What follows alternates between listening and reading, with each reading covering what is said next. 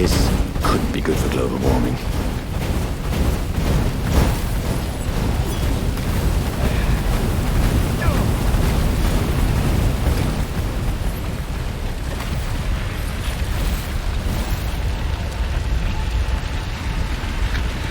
It was a stone of the purest blackness.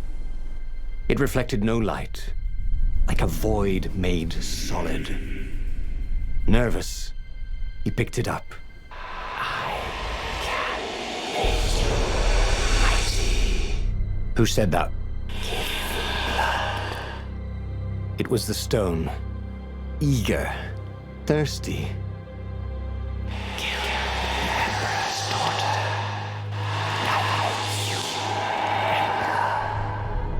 That seemed tempting and terribly wrong.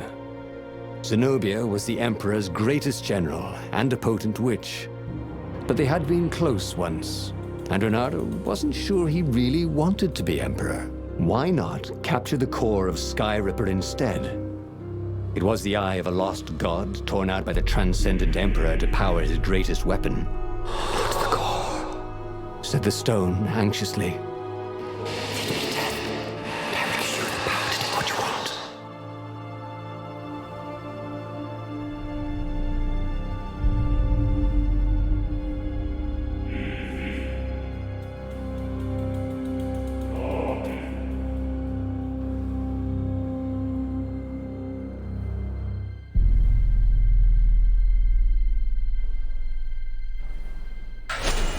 The stone bothered him. He hated being told what to do. Wasn't that why he joined the rebellion? Wasn't that why he'd refused to be a soldier? He'd agreed to come on board only if he could freelance. The stone felt a bit clingy. The sage Calaveras had told him where to find the Sky Ripper, a weapon capable of challenging the gods. Even without its armature, the core would still possess great power. He would go there.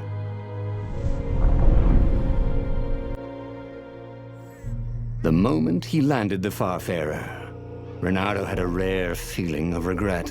It's not too late, he thought. He could turn around and sail for Zenobia's island. He frowned. Wait a minute. He didn't want to kill Zenobia, did he? Sure, technically she was the enemy, but they'd been at Sword Fu school together. They'd never been lovers, but somehow they'd been closer. She'd told him every secret about herself. Except the biggest one, that she was the Emperor's daughter. No, kill Zenobia, whispered the stone, before it's too late.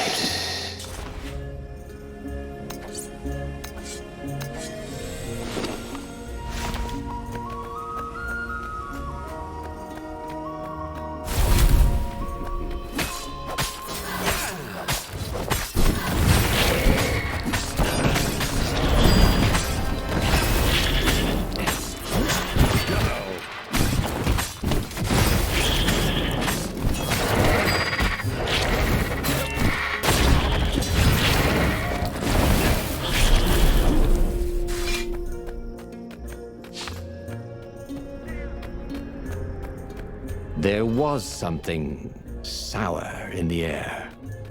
Like the earth had ruptured over something that had been fermenting for a very long time.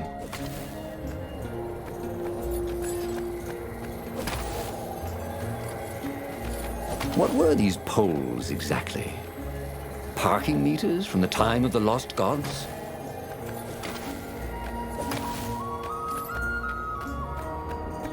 The stone hadn't lied about what it could do for him.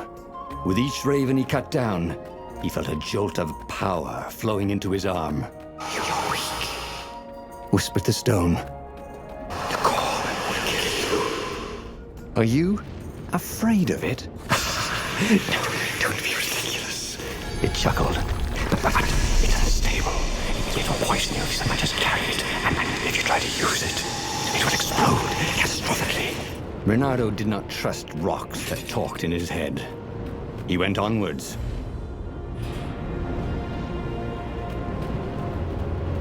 See? With enough leverage, you could go anywhere.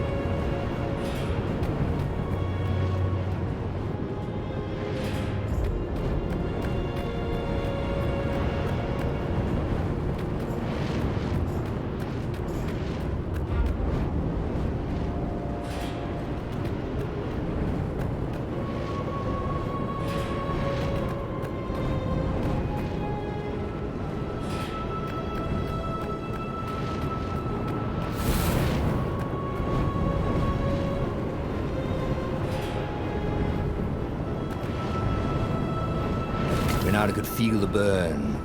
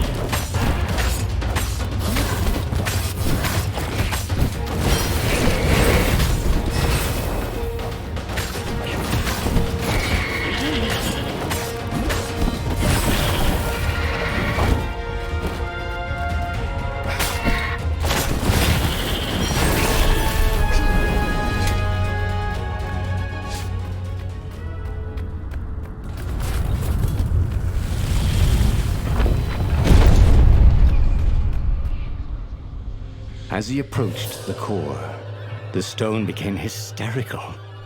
No! It's too much power. We'll rip a hole in space and time. He had a sudden vision of plunging his gauntlet into the core and dying in anguish. That wasn't his vision, was it?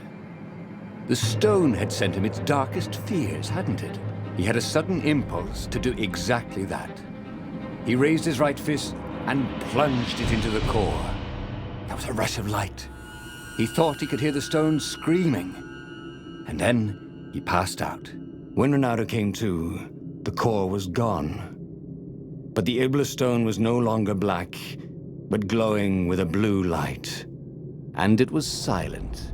"I can't hear you," he sang out, and "You?" It didn't answer. "Ha!" he said. He had defeated the demonic gem with the power of his mind. He felt invincible. It was time to attack the Imperial outpost on the Nexus. Take the battle to the enemy. But among the huge crystals, there was also an observatory. A wise man would probably ask the scientists exactly what he had first. How wise was he?